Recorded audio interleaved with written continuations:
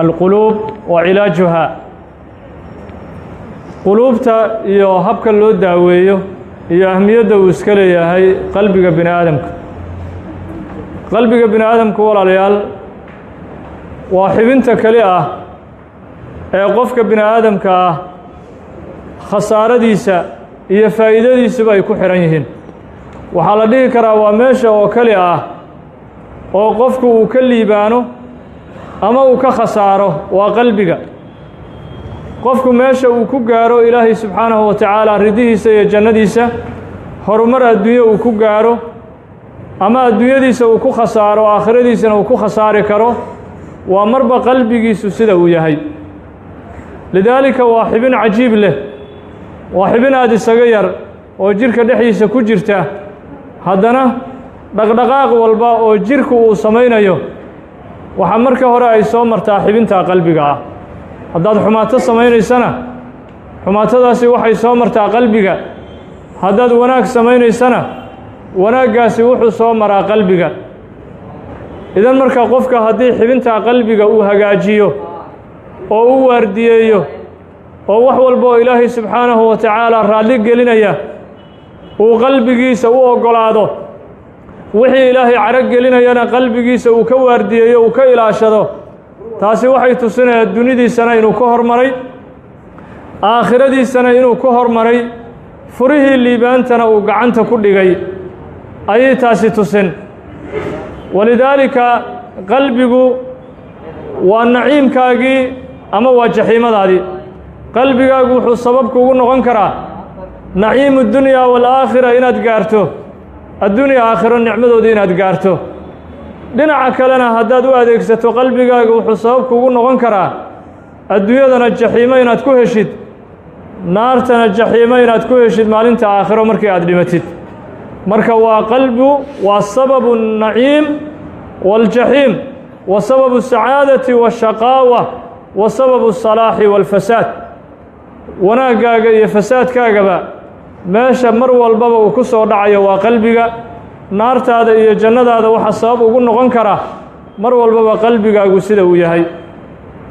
sidaa awgeed nabigeenna sala allahu wasalam wabaaraka calayh waxaa imaamu tirmidi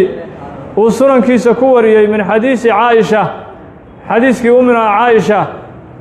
kaana akharu ducaa'ihi sala allahu wasalam wabaaraka calayh allaahuma yaa muqalliba alquluubi habbit qalbii calaa diinik umuna caaisha waxay leedahay nebigeenna sala allahu wasalam wabaaraka calayhi ducadiisa waxaa ugu badnaan jirtay qalbiga inuu ilaahay ka baryo in ilaahay qalbigiisa uu diinta ku sugo wa huwa khayru khalqi illaah isagoo khayru khalqillaahi ah oo ilaahay uu doortay oo ilaahay subxaanahu wa tacaala maqaamka uu gaarsiiyey cid uu gaarsiiyey aysan jirin ayaa ducadiisa waxaa ugu badnaan jirtay allaahuma yaa muqalliba alquluubi habbit qalbii calaa diinik allaha quluubta rogrogow ilaahow qalbigayga diinta ku sug waa nabigeenna oo la sugay sala allahu wasalam wabaaraka calayhi waa nabigeenna oo ilaahay subxaanahu wa tacaala maqaam makhluuq uusan gaari karin ilaahay uu gaarsiiyey laakiin ummaddiisuu nabigu wax tusayey sala allahu wasalam wabaaraka calayh adiga marka qalbigii nebiyullaahi moxamed sala allahu wasalam wabaaraka calayhi hadduu sidaa nebigu ugu dadaalayey oo ugu ducaynayey qalbigiisa annaga quluubteenna maxaad u malayn quluubteenna maxaad u malayn allatii saarat masbala lishayaadiin quluubteenna oo qashanqub u noqotay shayaadiintii oo shayddaanku qashanqub uu ka dhigtay walciyaadu billaah ilaahay ha naga badbaadiyey subxaanahu wa tacaala maxaad u malaynoo wasakh walba iyo jeermis kasta iyo fayrus walba uu isaga shubayo cidda ka celinayso qalbigeeda koontaroolayso dhahayo maanta maxaa qalbigaaga ku jira ilaahay subxaanahu wa tacaala qalbigaaga wuu daalacane maxaa ku jira ma qof muslimahaa xasad uga buuxaa qalbigaaga ma qof muslimaa cadaawa uga buuxdaa qalbigaaga ma khiyaanaa qalbigaaga ku jirta qof muslima inaad khiyaanaysid ma qalbigaaga waxaa ku jira istustus iyo ismaqashiis qalbigaaga ma waxaa ku jira shahawaadka iyo dhalanteedka adduunyada inaad ka jeceshahay aakhiradaadii cudurradaasoo dhan waa inuu qofku qalbigiisa uu ka ilaaliyo kana waardiyeeyo qalbiguna macnaha ereygan qalbiga markii la af soomaaliyeeyo waa wax isrogrogayow qalbi isrogrogidu lianna waxa weeye saacad walba wuxuu u baahan yahay in la ilaaliyo markaad wanaag ku haysaba saacad ka bacdi haddana waa isrogi waxaad arki isagoo xumaata haddana ku jirto xumaata iyadoo ku jirto ayaad haddana arki waa inaad xumaatada haddana mar walbaba aad ka dhaqdid ilaahay subxaanahu wa tacaala nabigeena sala allahu wasalam wabaaraka calayhi xadiiskii imaamu muslim uu saxiixiisa ku warinayo wuxuu ku yidhi ina allaha laa yanduru ilaa ajsaadikum walaa ilaa suwarikum walaakin yanduru ilaa quluubikum nabiga sala allahu wasalam wabaaraka calayhi wuxuu yidhi ilaahay muuqaaladiinnan ma fiiriyo dharka quruxda badan oo qofku uu labisan yahay iyo qofku haddii dharkiisu ay fool xun yihiin iyo qofka midabkiisu hadduu qurux badan yahay iyo hadduu fool xun yahay waxaa ilaahay bini aadamka kuma qiimeeyo miisaanna uma lahan ilaahay agtiisa taasi miisaan kuma lahan qurux ama qurux la'aan laakiin nebiga sala allahu wasalam wabaaraka calayh wuxuu inoo sheegay meesha keliyuhu ummadda ilaahay uu ka fiiriyo oo qofka ilaahay uu ku miisaamo walaakin yanduru ilaa quluubikum wuxuu yidhi nebigu sala allahu calayhi wasalam ilaahay wuxuu fiiriyaa qalbiga waxa idinkaga jira qalbigaagaasuu ilaahay fiirin labiskaaga iyo muuqaalkaaga iyo quruxdaada ilaahay subxaanahu wa tacaala waxba agtiisa kama ahan laakiin waxaa ilaahay agtiisa wax ka gooya qalbi caafimaad qaba oo ka nadiif ah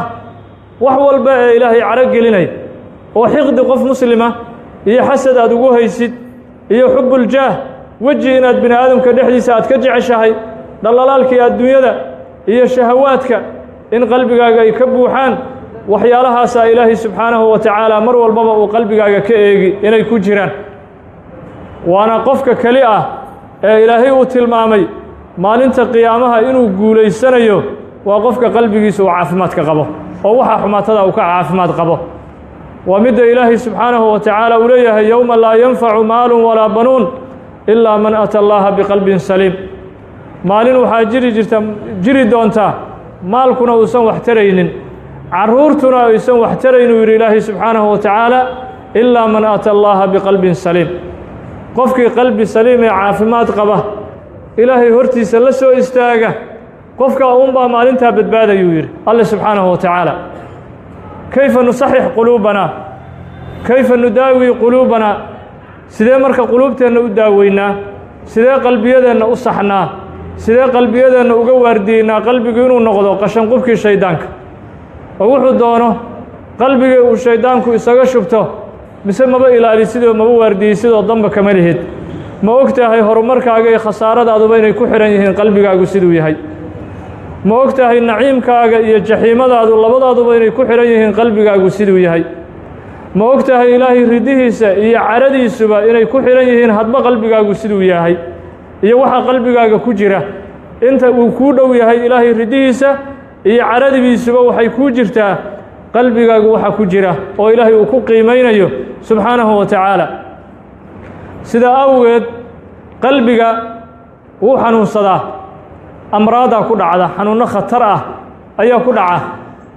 xanuunnadaa khatartaa qalbiga hadday galaan waa xanuunnadii hadda magacyadooda aanu sheegaynay oo qof muslima oo qofku uu cuqdad u hayo oo cadaawo u hayo oo uu xasdayo dadka muslimiinta nicmadooda uusan arki karinin oo uu gubanayo qof ilaahay u nicmeeyey hadduu arko inuu gubanayo inuu dadkii markuu cibaadaysanayo istustus uu dadkii dhexdoodii ilaahay kula caabudayo inuu kibirow yahay oo dadkii masaakiinta ahaa iyo dadkii muslimiinta ahaa uu ka santaagayo waxaasoo dhani cudurrow oo halis ku noqon kara in ilaahay subxaanahu wa tacaala adduunyadana uu kugu khasaariyo aakhirana uu kugu khasaariyo cibaadadaadiina ilaahay uusan kor yeelin subxaanahu wa tacaala sidaas awgeed hal cudur oo ka mid ah ayaa hadda ka hor nebigeenna sala allahu wasalam wabaaraka calayhi xadiis imaamu axmed uu musnadkiisa ku warinayey ayaa wuxuu tilmaamay asxaabta nebigeenna sala allahu calayhi wasalam ahnow calaa rajulin bikhayr ninay nabiga agtiisa ku ammaaneen sala allahu wasalam wabaaraka calayh oo yidhaha rasuulka ilaahay ou ninkaasi waa ahlu khayr waa nin salaad badan waa nin soom badan waa nin sadaqo badan nebiga sala allahu wasalam wabaaraka calayh wuxuu yidhi bal ninkii aan arko hallay tuso iyadoo hadalkii la wado ayaa ninkii masjidka soo galay ninkii saxaabadu ay ammaanayeen ayaa masjidka soo galay nabigu wuu fiiriyey sala allahu wasalam wabaaraka calayhi xadiiska imaam axmed a musnadkiisa ku wariyey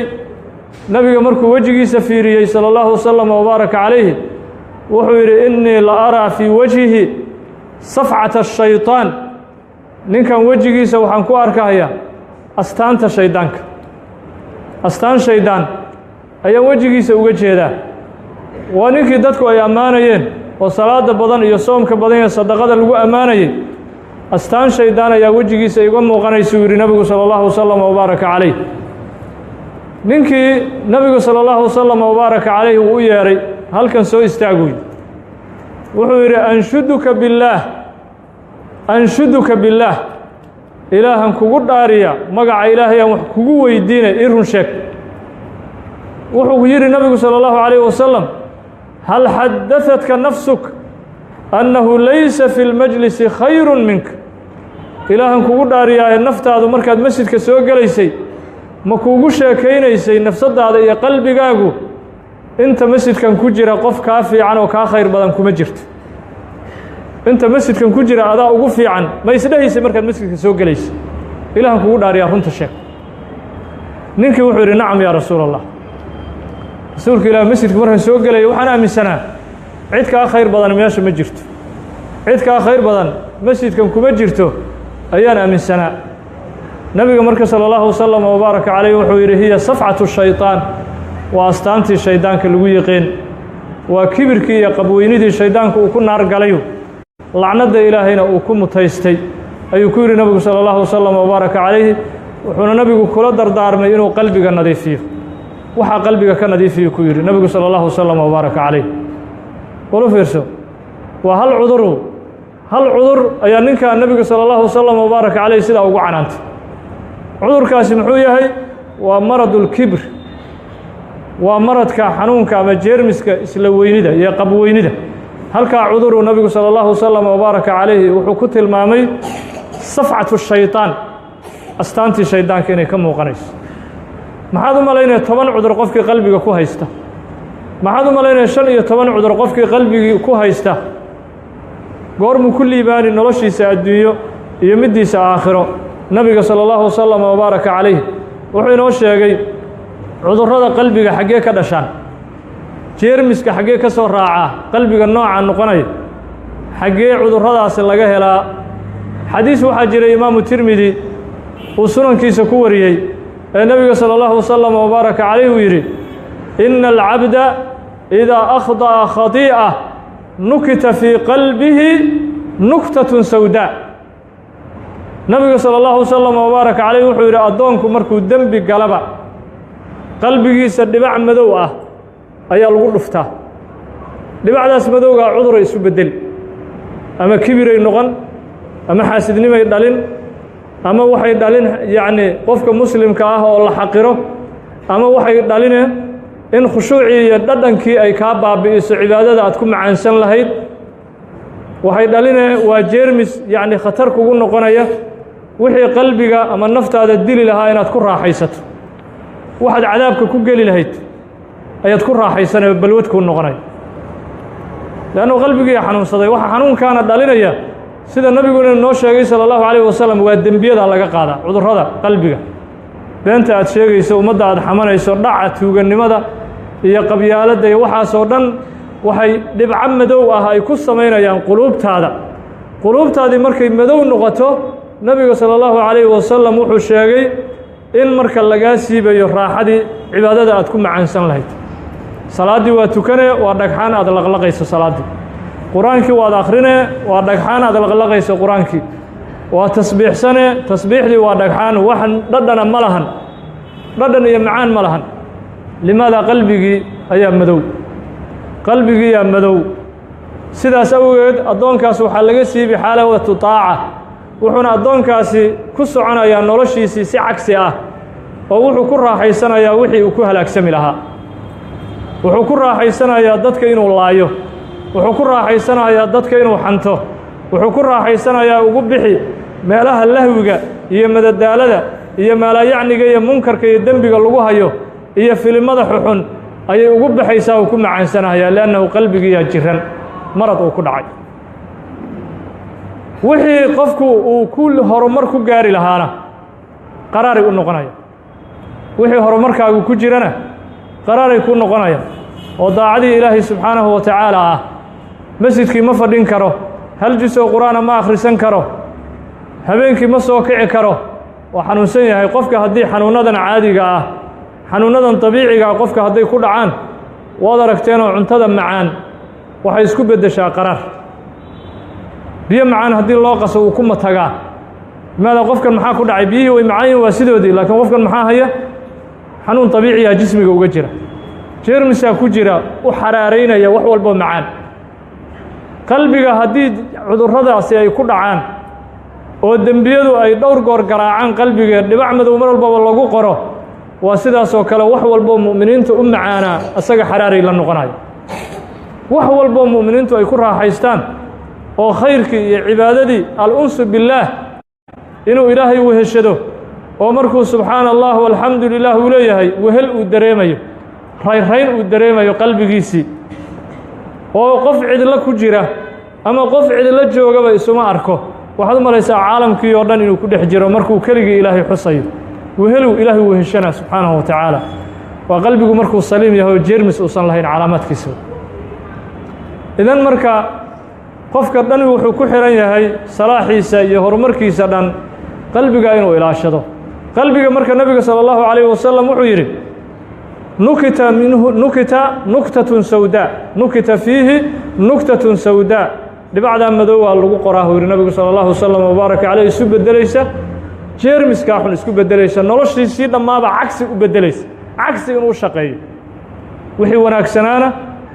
ay yacni la noqonayaan wax xun wixii xumaana uu ku raaxaysanayo noloshii cagsi isku beddelaysa waa qolada ilaahay uu yidhi kalaa bal raana calىa quluubihim maa kaanuu yagsibuun waa qolada ilaahay uu yidhi qalbigoodii waxaa mugdi ka dhigay oo jeermis ka dhigay oo daboolay dembiyadii ay shaqaysteen dembiyadii ay shaqaysteen ayaa qalbigii dhammaa xihay meeluu yacni cibaadada macaankeedu uu ka galo maba u furraba qalbigii ma fura idan marka awalan markaan doonayno salaaxu اlquluub wa salaamatu الsuduur wa diyaa'uhaa wa inshiraaxuhaa qalbigu siduu noogu nuuru noogu iftiimo markaanu doonayno waa inaan dembiyada iska ilaalino dembiyada waa inaan iska ilaalino dembigu jeermis khatara oo qalbigii nolosha cagsi ugu beddelay nolosha ayuu cagsi ugu beddeli waxau sheegay imaamu اlqurdubi sheeko masar ka dhacday kitaabkiisa atadkira ayuu ku sheegay qurdubi waxaa kaloo qisadan sheegay ibnu qayim aljawsiya kitaabkiisa la yidhaaho addaa waddawaa labada kitaabba waxay qoreen oo isku waafaqeen qisadaas inay masar ka dhacday qisadaasi waxay ahayd nin mu'adinaa jiri jiray ayuu qurdubi ibnu qayim labaduba ay sheegeen nin mu'adin ah oo masaajid ka addima ayaa jiri jiray ninkii mu'adinka ahaa sida caadadiisii manaaradiiu koray manaaraddii koro laga addimi jiruu koray xilligaas ma jirin mukabiraatu sawdi waxyaalahan codadka hadda dadka ku baahinaya isbiikarada ma aysan jirin manaaradaha la fuuli jiray manaaradaha kore ayaa aadaanka lala fuuli jiray si dadweynaha loo maqashiiyo ninkii manaaradiiu koray ilaa manaaradda hoosteeda waxaa degan qoys kirishtanaa degan manaaradda hoosteeda waxaa degan qoys kiristana marka ninkii mu'adinka ahaa ishiisii ma uusan xakamaynin ishii waxay uga dhacday gabar qurux badan oo kirishtan ee nasaariya ayaa ishii uga dhacday waa ku celiyey ishii mar labaad iyo mar saddexaad iyo mar afaraad qalbigii intaas maxaa ku socda dhibcihii madoobaayoo nabigu sheegay salى اllahu calayhi wasalam ayaa ku socda ninkii aadaankii markuu dhammeeyey oo uu soo degey waxaa qalbigiisii dhammaad daboolay inuu gabadha xiriir la sameeyo waa soo wareegsaday gabadhii gurigii ugu tegey wuxuu yidhi qad ukhida qalbii bimajaamicik qalbigaygoo dhan waxaa qabsaday uu yidhi adiga meel kale kama bannaana qalbiga dembigu khatarta uu leeyahay wuxuu yidhi waxay ku tiri gabadhii suurtagal ma ahan dee adigu waxaa tahay qof muslima anigana waxaan ahay gabar nasraaniyad ah oo kirishtan aan ahay see isu guursan karnaa ay ku tiri markaasuu wuxuu yidhi xataa diinta waan kaaga bixiy yidhi walciyaadu billaah وإمام القرطبي كتاب كيسا تذكيره كشاك مركاسي ترمدبا هايوان كاقبح وادبو ير حقيقه waxay tiri aabahayaan kuu geyn sidii diintii Kirishtanka ayaa lagu mahriyay ninkii markuu gaaloobay habeenkii odagii gaalkii wuxuu yiri anaga nala seexo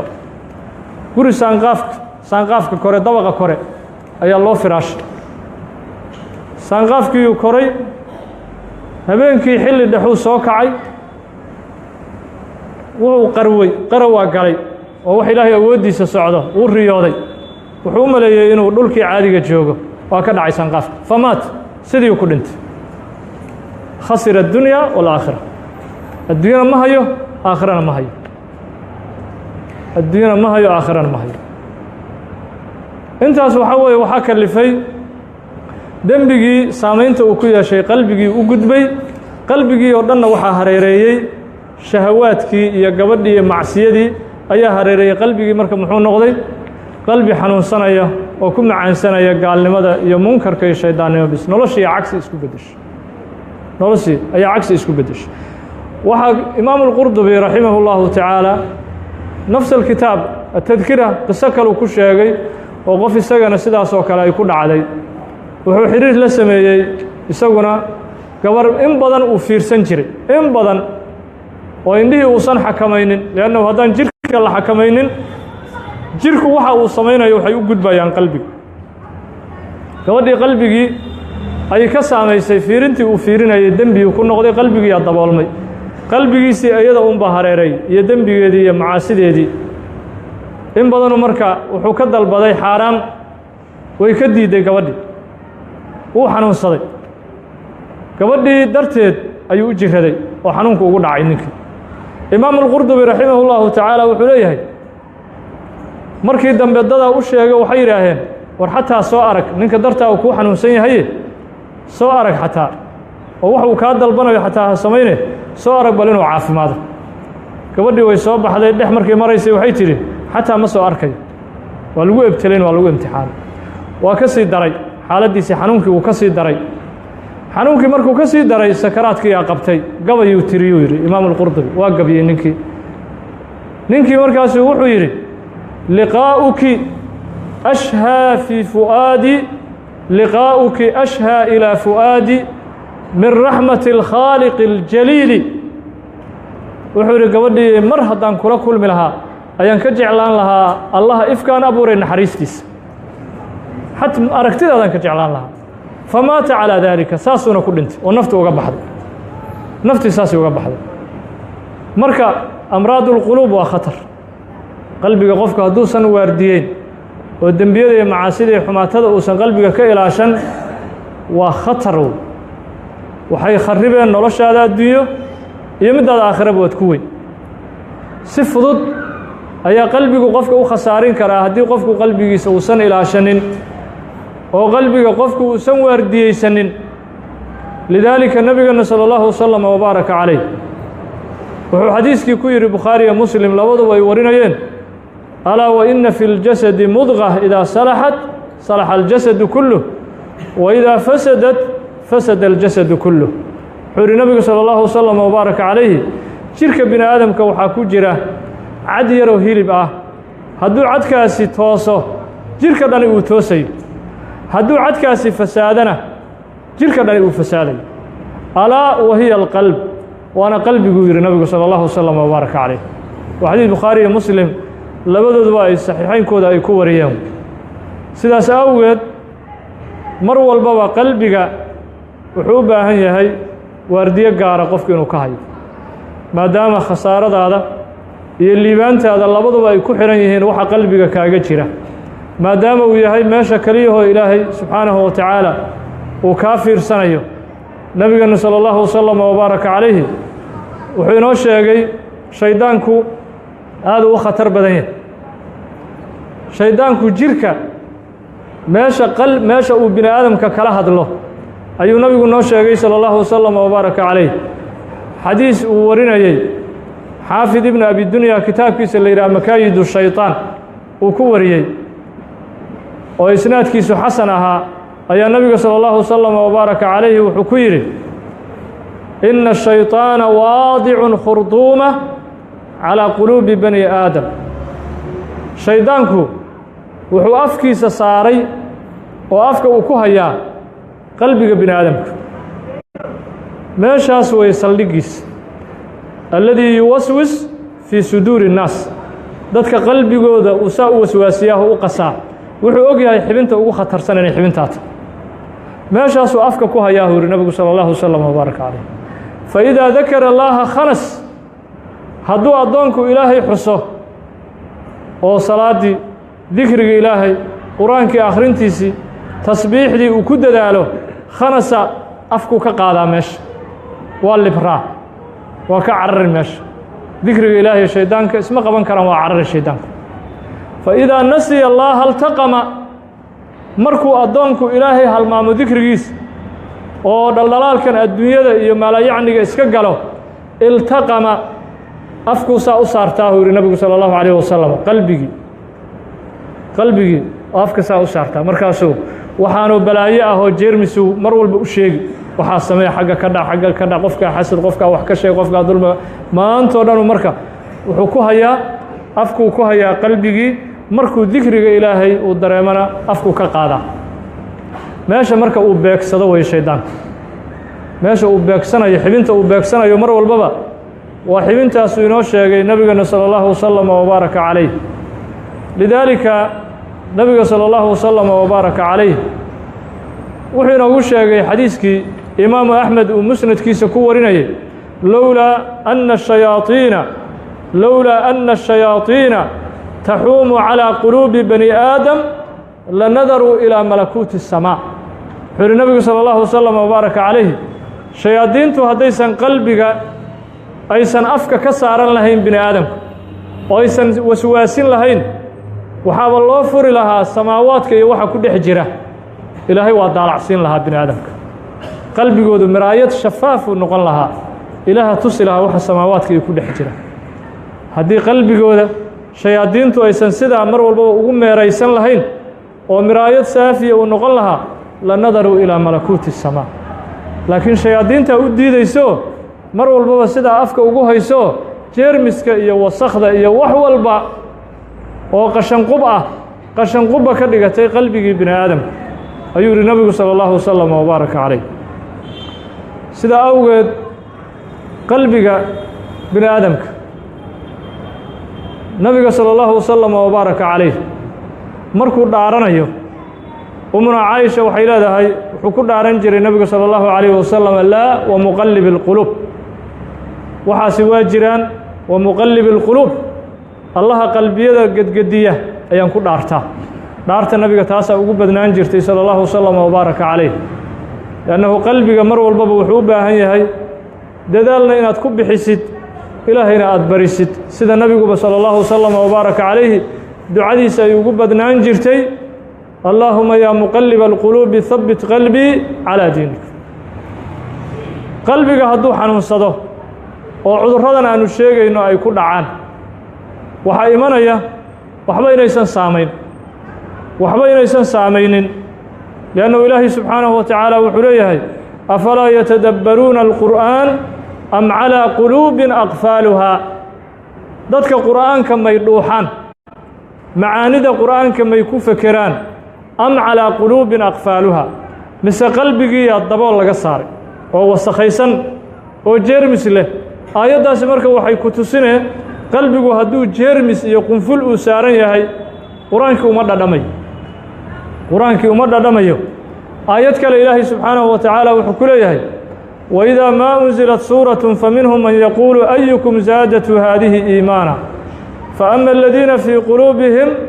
faama aladiina aamanuu fazaadatum iimaana wahum yastabshiruun ilaahay wuxuu leeyahay subxaanahu wa tacaala markii suurad la soo dejiyo faminhum man yaquul ayukum zaadatu haadihi iimaana dadkii waxaa ka mid ah qolo dhahaya war aayaddan iyay wax u siyaadis maxaa hadda qur-aankan aan ka faa'iidin ee qalbigiiyaa ka jiran ayukum zaadatu haadihi iimaana ilaahay wuxuu yidhi dadka mu'miniinta ah fazaadathum iimaanan wahum yastabshiruun dadka qalbigoodu uu caafimaad ka qabo oo qalbigooda uu nadiif yahay qur-aankii wacdigiisii iyo waanadiisii iimaanay u siyaadinay iyo horumar adduunyo iyo mid aakhiro wa ama aladiina fii quluubihim marad fazaadathum rijsan ilaa rijsihim wamaatuu wahum kaafiruun ilaahay wuxuu yidhi subxaanahu wa tacaala laakiin dadka qalbiga ka jiran aayadaha lagu dul akhrinayo cuduray ka sii qaadaan intifaac ma lahan kuma nafcinayaan idan qalbigu markuu ku nafcinayo wacdiga saamayn uu ku yeelanayo waa qalbigu markuu jeermiska nadiif ka yahay jeermis markuu nadiif ka yahay markaas weeye qalbigu markuu saamayn yeelanayo idan markaa cudurrada qalbiga ku dhaca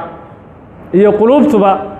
waxay u qaybsamayaan 3 qaybood ayaa qalbiga bini aadamka u qaybsamaa qalbun saliim wa qalbun mayit wa qalbun mariid saddexdaas ayaa qalbiga bini aadamka u qaybsamaa qalbun saliim qalbi caafimaad qaba waa qalbiga ilaahay ammaanay subxaanahu wa tacaala yowma laa yanfacu maalun walaa banuun ilaa man ata allaha biqalbin saliim waa qalbigaa ilaahay ammaanay subxaanahu wa tacaala qalbiga caafimaadka qaba waa qalbiga ilaahay subxaanahu wa tacaala uu jecel yahay waa qalbiga ilaahay il naxariisla uu ku fiirinayo waa qalbiga ilaahay subxaanahu wa tacaala qofka sida oo qalbigaa xambaarsan addoommada ilaahay subxaanahu wa tacaala uu ka jecel yahay oo addoommada ilaahay uu ka doortay subxaanahu wa tacaala qalbigaa waxaa la yidhaahaa qalbi saliim cudur kuma jiro waa nadiif markii kalaamka ilaahay uu dhegaysto waxbuu ka kororsadaa markuu axaadiista nabiga dhegaysto sala allahu wasalam wabaaraka calayhi noloshiisa waxbay ka beddeshaa qalbiga labaad waxaa la yidhaha alqalbu اlmeyit waa qalbi dhintay qalbiga dhintay oo aan noolayn waa qalbi mamluuءun biالshuruuri wاlmakruuhaati wاlaafaat waa qalbi wax yaroo khayruhu uusan ku jirin hal dhibac oo khayra waa quluubu اlkufaar wاlmunaafiqiin waa qalbiyada ay xambaarsan yihiin gaalada iyo munaafiqiinta wax khayruhu kuma jiraan qalbiga saddexaad waxaa la yidhaha alqalbu اlmariid waa qalbiga xanuunsanaya qalbiga mariidka ah fiihi nawcu min alxayaa nooc nololhuna waa ku jirtaahoo wanaaga oo khayrkii xoogaa wuu jecel yahay wa fiihi anwaacu min alamraadi walasqaam xoogaa cudurro fara badanna meelay uga jiraan waa dadka mu'miniinta ah ee iimaankooda uu daciif yahay qalbiga ay xambaarsan yihiin xoogaa khayr jacaylhuna waa ku jiraa cudurro badanina waa ku jiraan oo u diidaya inay hore usii socdaan cudurro badanoo u diidaya inay ilaahay xaggiisa tilaab u sii qaadaan ayaa ku jira qalbigaas marka waxaa la yidhi waa qalbi mariid ah waa kuwa ilaahay subxaanahu wa tacaala uu ku tilmaamay falaa takhdacna bilqowl fayadmaca aladii fii qalbihi marad ilaahay haweenkii markuu la hadlayey ilaahay wuxuu yidhi subxaanahu wa tacaala falaa takhdacna bilqowl hadalkiinna ha jiljilcinnina haweenka nin ajnebiya markaad la hadlaysaan hadal jiljilacsan oo xaalad abuuri kara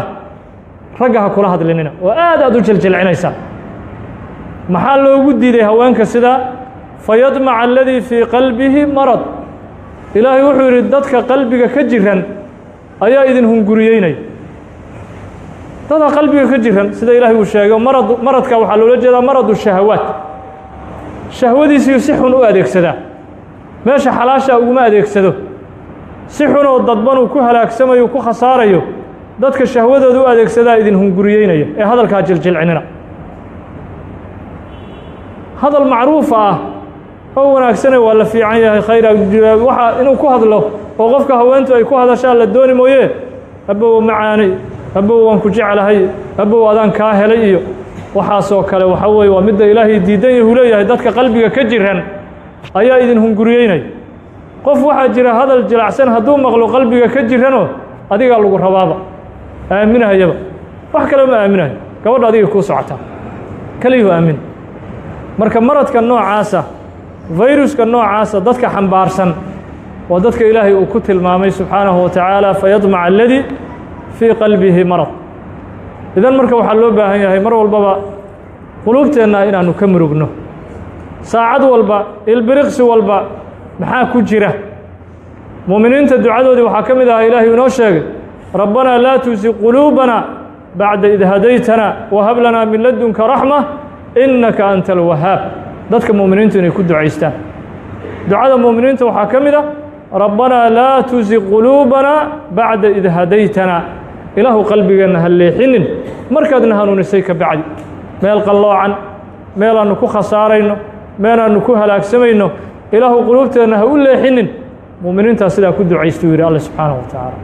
idan waxaa la dooni in mar walbaba ducadana aanu badinno quluubtana